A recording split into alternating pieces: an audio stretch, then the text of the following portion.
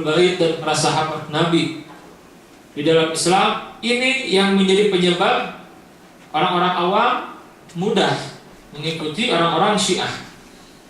Karena terutama di Indonesia, apa yang tidak ada coba di negeri Indonesia? Semua ajaran itu ada. Bicara Indonesia, memang negeri kita itu subur tanahnya, tapi jangan lupa subur juga aliran sesatnya. Ya, jadi subur tanahnya, subur juga aliran sesatnya. Semuanya ada di negeri ini. Mau nyari Islam yang tidak mau sholat ada. Mau nyari Islam yang ngaku punya nabi baru ada. Bahkan mau nyari Islam yang punya Tuhan baru juga ada gitu. Nah, yang paling menyedihkan, setiap ajaran yang sesat itu ada pengikutnya. Ya. Bahkan yang paling menganehkan lagi, sebagian dari pendiri aliran sesat itu tobat, tapi masih ada pengikutnya yang ngeyel, kekeh. Nah, sekarang berbicara tentang Syiah. Siapa yang tidak terbuai dengan Syiah? Di mana mereka senantiasa menipu orang-orang awam dengan menyampaikan kecintaan kepada Ahlul Bait, seakan-akan mereka lah yang paling mencintai Rasulullah, yang paling mencintai keluarga Nabi, yang dikenal dengan Ahlul Bait. Bahkan di antara beberapa ajarannya yang berbeda jauh dengan Islam yang kita kenal selama ini, banyak sekali. Dari mulai ibadah mereka sehari-hari, dari mulai sholatnya, mereka sholat bukan 5 waktu, tapi 3 waktu. Mereka juga berwudunya beda, dalam tata cara sholatnya pun berbeda. Bahkan ada satu ajaran yang paling laris, yaitu nikah mut'ah. Nikah mut'ah itu perzinahan berkedok ibadah. Na'udzubillah. Siapa di antara anak-anak muda yang tidak tertarik dengan Syiah yang mengajarkan zina atas nama ibadah? Nikah mut'ah itu kawin kontrak. Semua ulama sepakat, ya kecuali ulama Syiah ya, ulama sepakat bahwasannya nikah mut'ah itu sama dengan zina. Jadi mereka jadi sebagai ajaran utama untuk merekrut orang-orang awam. Intinya adalah karena kebodohan. Nah, kita kenali 4 langkah mereka menyebarkan paham Syiah dan dijadikan sebagai metode merekrut orang-orang awam menjadi Syiah. Saya kalau memberikan istilah ini seperti virus gitu ya. Jadi seperti ibaratkan kanker, maka virus Syiah ini sangat berbahaya sekali. Dia bisa menyerang stadium 1, 2, 3, 4. Nah, yang paling parah yang keempat kan ya. Nah, yang pertama kita lihat bagaimana stadium pertama orang-orang Syiah di dalam merekrut orang-orang awam. Metodenya, yang pertama, mereka membuat opini publik bahwasannya hanya Syiah yang berani melawan Amerika dan Yahudi, sedangkan yang melawan Zionis adalah Hizbullah. Ini saya militer dari orang Syiah. Hizbullah di Lebanon, di Irak, di Yaman, Syria. Ya, Hizbullah. Seakan-akan Hizbullah itu mereka melawan Zionis. Jadi kalau mereka kanker, ini seperti stadium pertama. Inilah virus yang dimasukkan ke dalam pikiran anak-anak muda yang tidak paham pertarungan politik dan akidah Syiah. Jadi mereka merekrut dengan cara begitu. Jadi dia blow up di media, pencitraan, seakan-akan yang paling berani melawan Amerika itu negara Iran.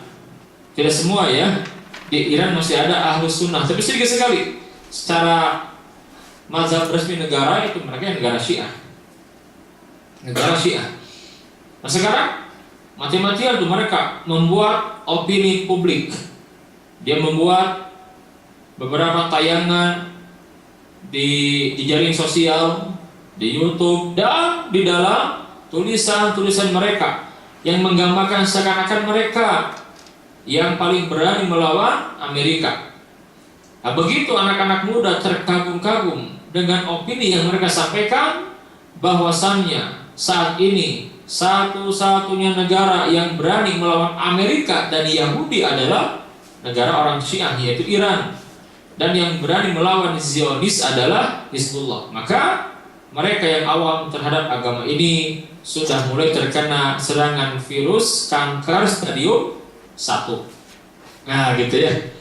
Jadi kalau mereka sudah memuji-muji, wah pokoknya mah yang hebat mah Syiah, mana orang-orang Sunni, nggak ada yang berani. Lihat orang Syiah tuh, mereka berani melawan orang-orang Amerika, Yahudi.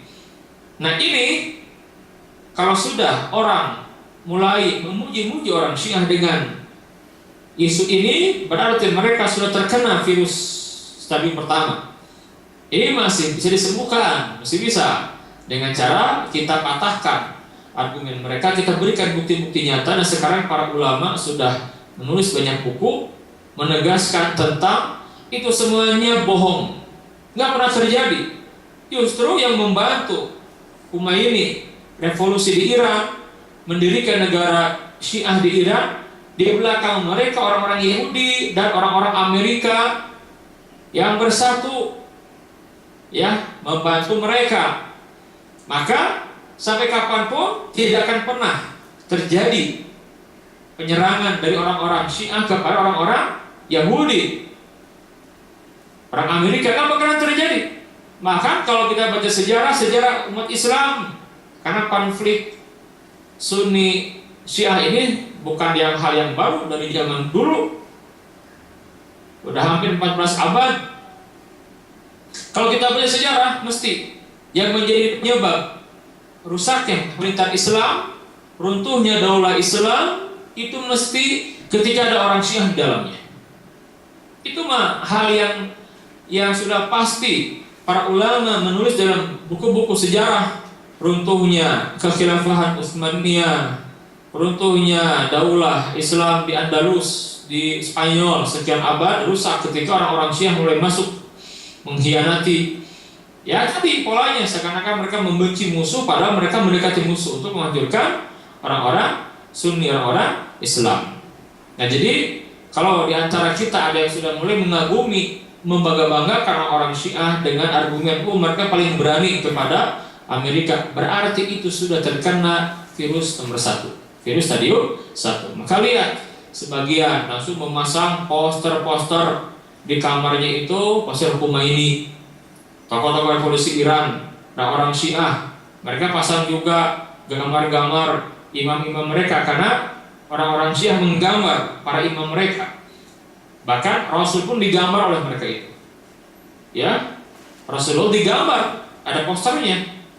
Sayyidina Ali, Al-Hasan bin Ali, Husain bin Ali, semua digambar oleh mereka itu. Dan mereka simpan di kamar. Nah ini sudah mulai mereka terkena stadium pertama. Ini masih bisa disembuhkan dengan cara kita patahkan argumen mereka, kita berikan bukti-bukti nyata. Dan sekarang zaman yang mudah mengakses itu, di website resmi mereka, di situs-situs resmi mereka, dan di YouTube milik mereka, bahkan di TV-TV mereka bisa kita akses. Ternyata mereka hanya dusta selama ini. Justru mereka bersatu padu memerangi umat Islam dengan Yahudi dan orang-orang Amerika. Lihatlah kasus Syria sekarang. Siapa di balik membantai umat Islam di Syria? Orang-orang Syiah. Karena presidennya Bashar Assad, dia seorang Syiah Nusairiyah, yang hampir sama dengan Syiah Rafidhah yang di Irak. Yang membantai umat Islam di Irak siapa? Orang-orang Syiah Rafidhah. Yang membantai umat Islam di Mesir, orang-orang Syiah. Yang membantai umat Islam di Yaman, orang-orang Syiah.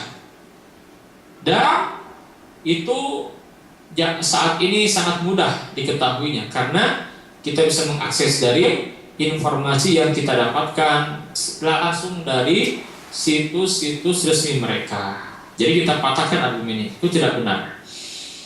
Kalau membunuh umat Islam, iya, tapi kalau memerangi Amerika nggak mungkin. Sampai kiamat nggak bakal terjadi itu, karena mereka satu padu, sahabat gitu ya. Nah jadi kalau sudah berhasil orang Syiah menanamkan ini kepada orang awam, sehingga orang awam mulai mengelulukan mereka, maka mereka masuk kepada stadium yang kedua. Maka Orang-orang yang seperti ini mulai diajak untuk mengkaji peristiwa Karbala dengan memasukkan sejarah. Jadi perasaan orang awam yang disentuh dengan terbunuhnya Al-Husain bin Ali di Karbala. Inti dari Karbala ini dua. Yang pertama, menanamkan kecintaan kepada Al-Husain bin Ali yang berlebihan, yang gulu. Yang kedua, menanamkan kebencian yang mendalam kepada para sahabat Nabi. Ya, ini jadi pertama, menanamkan kecintaan yang gulu berlebih. Yang kedua, kebencian yang mendalam. Orang awam tidak ngerti sejarah Karbala yang sebenarnya. Bagaimana peristiwa Husain bin Ali dibunuh? Nah, mereka masuk lewat sejarah. Nah, maka disinilah kita penting, ya, wahai kaum muslimin, ya, antum semua yang di Korea harus mau membaca buku-buku sejarah yang bagus, yang aman, ya, buku-buku kisah yang aman. Karena di dalam Al-Quran Allah Subhanahu wa Ta'ala menegaskan bahwasannya ada tarbiyah lewat kisah. Jadi kalau antum baca Al-Quran, sepertiga isi Al-Quran itu kisah. Bayangkan kisah, tapi kisah yang benar. Di surat Yusuf Allah berfirman, A'udzu billahi minasyaitonir rajim. Bismillahirrahmanirrahim. Alif lam ra. Tilka ayatul kitabil mubin. Inna anzalnahu Qur'anan Arabiyyan la'allakum ta'qilun. Nahnu naqussu 'alaika ahsanal qasasi bima awhayna ilaika hadzal Qur'an wa in kunta min qablihi laminal ghafilin. Allah Subhanahu wa Ta'ala berfirman, Nahnu naqussu 'alaika ahsanal qasas. Kami akan kisahkan kepada wahai Muhammad ahsanal qasas, sebaik-baik kisah, dengan cara kami wahyukan Al-Quran ini kepada engkau. Al-Quran itu sepertiga isinya kisah. Untuk apa Allah menjelaskan kisah-kisah? Di penutup surat Yusuf ayat yang ke-111 Allah menegaskan, laqad kana fi qasasihim ibratun li ulil albab. Sungguh pada kisah-kisah mereka terdapat ibrah bagi orang-orang yang mau berfikir. Makana hadits yuftara, dan kisah yang ada di dalam Al-Quran bukanlah dongeng yang diada-ada. Walakin tasdiqal ladzi baina yadayhi, akan tetapi membenarkan kisah-kisah sebelumnya. Wa tafsila kulli syai'in, wa tafsila kulli syai'in, dan memperinci segala sesuatu. Wa hudan wa rahmatan liqaumi yu'minun, yang menjadi hudan, petunjuk, rahmat bagi orang-orang yang beriman. Jadi ketika Allah menurunkan Al-Quran, ketika Nabi mentarbiyah mendidik para sahabat-sahabatnya di Mekah 13 tahun, nah di antara hal yang menarik, hampir semua ayat-ayat Quran yang bercerita tentang kisah itu turun di Mekah. Berarti sepertiga Quran Nabi gunakan untuk mendidik sahabat lewat kisah. Nabi mentarbiyah para sahabat yang bergelimang dengan kejahiliahan, Nabi mentarbiyah mereka sehingga muncullah manusia-manusia dengan akhlak yang sangat agung, yang berubahnya luar biasa, ya, seperti Umar bin Khattab dan lain-lain. Sehingga seorang ulama dari Mesir yang bernama Al-Ustadz Sayyid Qutb rahimahullah menyampaikan, para sahabat Nabi itu generasi yang bertemu dalam diri mereka konsep langit dan realitas bumi. Ini menggambarkan keagungan para sahabat yang ditarbiyah Nabi. Nah, Nabi mentarbiyah sahabat waktu itu di antara kurikulumnya dengan kisah. Nah, orang Syiah tahu ini nih. Orang Syiah tahu, maka dia memanfaatkan. Dia bikin kisah-kisah palsu, dongeng-dongeng gitu ya. Ini pentingnya di sini bagi sejarah. Orang Syiah masuk lewat kisah-kisah yang mereka bikin sendiri yang nggak pernah terjadi di zaman Rasul. Mereka buat sendiri kisah yang ngarang-ngarang. Maka dalam Islam ada ilmu untuk meneliti sejarah. Ini benar tidak? Yaitu ilmu sanad, sebagaimana hadis. Sehingga seorang ulama besar ditulis dalam Muqaddimah Sahih Muslim, Abdullah ibn Mubarak pernah menyampaikan, laulal isnad laqala man syaa ma syaa. Seandainya tidak ada sanad, niscaya orang akan dengan mudah mengatakan ini bagian dari agama, ini agama, begitu. Tapi kita punya sanad. Setiap orang yang datang dengan membawa berita, kita kaji ini siapa orang ini, dari mana dia dapatkan beritanya, terus apakah nyampe ke Rasulullah atau tidak. Nah, itulah hebatnya Islam. Ahlus Sunnah dia punya sanad. Nah, orang Syiah memanfaatkan ini. Dia masuk lewat sejarah, maka dia bikinlah sejarah tentang Karbala. Digambarkan seakan-akan Al-Husain bin Ali dizalimi oleh para sahabat Nabi, ya, dibunuh dengan Masya Allah gitu. Memang ngeri sekali. Kalau kita membaca tragedi Karbala yang dibuat orang Syiah, akan merinding kita. Ya, akan merinding karena mereka membuat sejarah dongeng namanya. Ya dongeng, mereka dongeng. Mereka membuat dongeng sendiri. Umat Islam nggak tahu, nggak ngerti sejarah, nggak bisa membaca sejarah dengan benar. Mereka mudah karena metode mentarbiyah lewat kisah itu enak sekali, betul tidak? Kalau kita ingin mengkritik seseorang dengan kisah, enak, orang tuh nggak merasa digurui kan? Itulah Quran, sepertiganya kisah. Maka tadi, nahnu naqussu 'alaika ahsanal qasas. Kami akan kisahkan kepada Nabi Muhammad sebaik-baik kisah. Orang Syiah tahu ini, maka diambil oleh mereka. Orang Yahudi tahu ini, maka lihat. Semenjak kecil anak-anak kita dibuatkan kisah-kisah, dongeng-dongeng untuk menyaingi kisah Quran kan? Dibuat dongeng, maka kita kenal lah. Ada dongeng-dongeng yang merusak akidah umat Islam, anak-anak kaum muslimin. Sekarang orang Yahudi menyebar perangkap itu. Ini hanya anekdot saja ya. Kemarin saya menyimak Abraham Samad itu dari KPK, dia menyampaikan kalimat banyak. Kenapa Indonesia banyak koruptornya? Karena dari kecil salah dongeng. Jadi kecil itu sebelum tidur diberikan dongeng, si kancil mencuri timun. Petaninya ditipu melulu kan? Ya, yang tertanam dalam benak si anak yang cerdik siapa? Si kancil, pencuri. Petaninya sial. Ditipu terus, kalah terus. Maka di negeri kita ini para koruptor itu banyak, tapi para petani nggak pernah sukses. Nah, karena dari dongeng itu pengaruh sekali. Coba kalau kita kenalkan kisah-kisah Quran kepada anak-anak kita, kita kenali. Nah ini orang-orang Syiah masuk lewat kisah, lewat dongeng yang mereka buat. Ya karena kalau kisah itu benar, kalau dongeng itu nggak ada kejadiannya. Nah yang kedua, mereka menyentuh orang-orang awam dengan pola menyampaikan Karbala. Mereka mulai menanamkan kebencian terutama kepada Muawiyah bin Abu Sufyan, ya, dan putranya Yazid. Kalau Yazid, ya memang dia bukan seorang pemimpin yang seperti bapaknya, tapi mereka berlebihan. Maka Khalifah Muawiyah bin Abu Sufyan dicerca, dihina, bahkan dikalahkan oleh mereka, dikafirkan. Nah, jadi itu caranya mereka itu. Baik, kemudian setelah berhasil mereka mengajak stadium yang kedua dengan cara menanamkan peristiwa Karbala.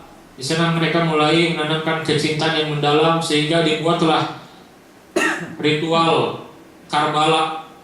Dulu di Indonesia tahun 99, 2000 itu mereka hanya masih mukul-mukul saja. Mereka baca-baca tentang kisah Karbala, mereka menangis, meratap gitu ya. Berikutnya semakin banyak mereka berani berdiri, mukul-mukul badan gitu ya. Gini, mukul badan. Labbaika ya Husain. Terus sekarang sudah mulai mukul-mukul dengan keras.